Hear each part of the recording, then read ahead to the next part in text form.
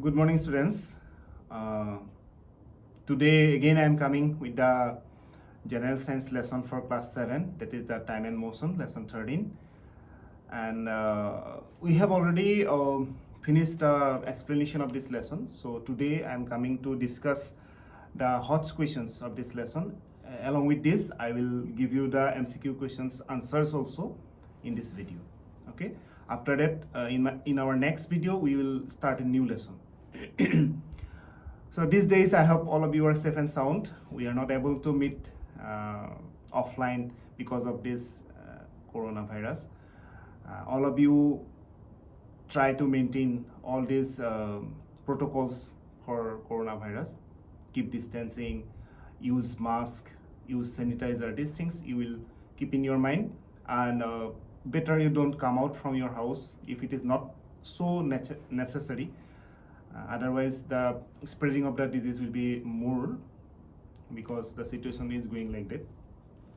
So, from my side, I wish you a healthy life and a better future.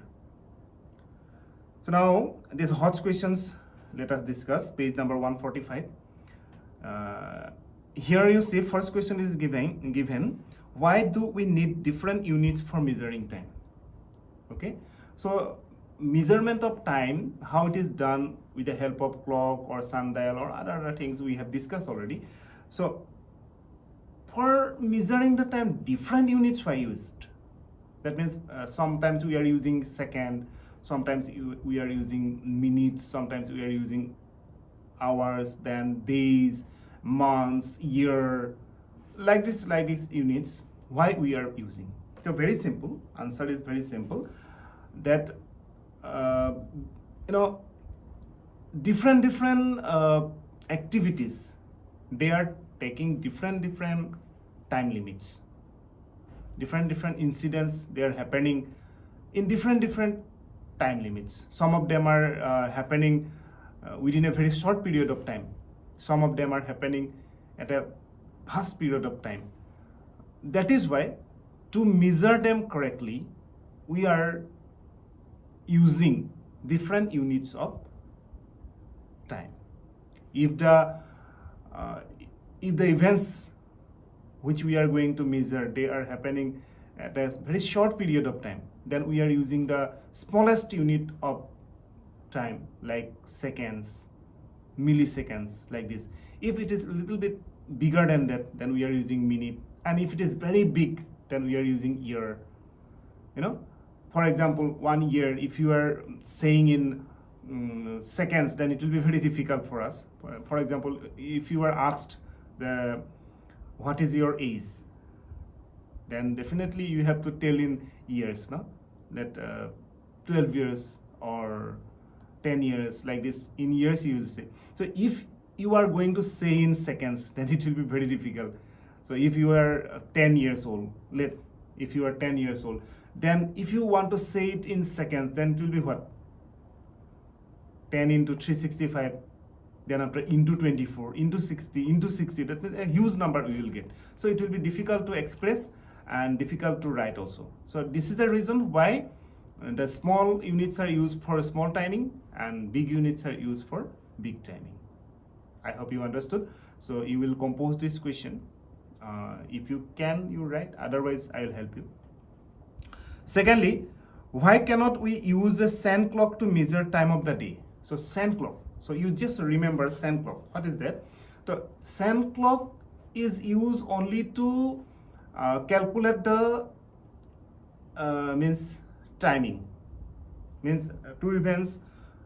When we are comparing two events, that which one is happening faster, then only we can use the sand clock, because sand clock is used only to compare the timing or compare the time taken by two particular events. So that is why it cannot be used to measure the time of the day, because in a day 9 o'clock, 10 o'clock, 11 o'clock, like this timing is there. That is not a comparison. That is the limitations of time, the parts of time of the day. So sand clock cannot calculate them, because sand clock is only just comparing two events. Okay, in the definition of the sand clock, it is given. I want to read in front of you. Wait. You see.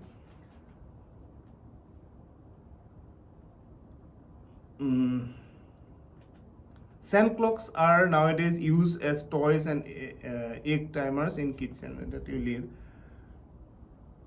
Okay, directly not given, but I think you understand. So I told you also that sand clocks are used only to compare the time taken by two events. It cannot be used for counting the time. And in a day, if you want to know the timing, then we have to count the time. We cannot compare it. So that is why this sand clock cannot be used to measure the time of a day. So that is the answer. Thirdly, why are not all watches and clocks atomic clocks? So what are atomic clocks? Atomic clocks are those which are working on the atomic power, atomic energy, and they are very costly, first of all, and they are very delicate also, and they are taking more place also. Okay, that is the reason why the common clocks are not atomic clocks. So if commonly if you use the atomic clock, definitely we have to invest more money, first of all. Secondly, we have to very careful about that because it is very delicate. Thirdly, we have to take out the energy from the atoms, which is not possible for common people. And fourthly, it requires a big room. It requires a very big place also for placing that particular clock. And these are the reasons why all clocks are not atomic clocks. Instead of them, quartz clocks are used. Quartz clocks are very easy to carry, easy to keep also, not so costly, and it is easy to handle. Okay, so this is why quartz clocks are preferred, not the atomic clocks. So these are the answers for these hot questions. Actually, I am not dictating the answer. I just explain you. You try to compose. If you cannot, then you let me know. I will dictate for you, or I will make one PDF in PDF format. I will make the answers and I will send you if you are not able to answer. If you are able to answer, then no need. Okay. Now in the next part of this video, I will send you the answers of this MCQ. Okay, that is for today. Thank you for watching my video, and keep watching it because I'm going to discuss or explain the other lessons also. Till then, take care and have a good day.